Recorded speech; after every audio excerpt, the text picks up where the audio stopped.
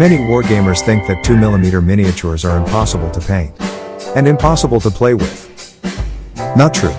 I can play grand-scale wargames. Very portable. Even more portable than 6mm miniatures. As I see it, good 2mm bases are as clear as playing cards, but more realistic and three-dimensional.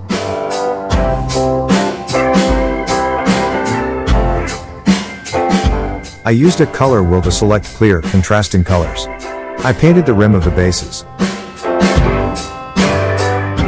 Glued dice cubes on the base to keep track of unit hits. Painting is basic. Contrast paint with a few lines and dots. Fast and easy.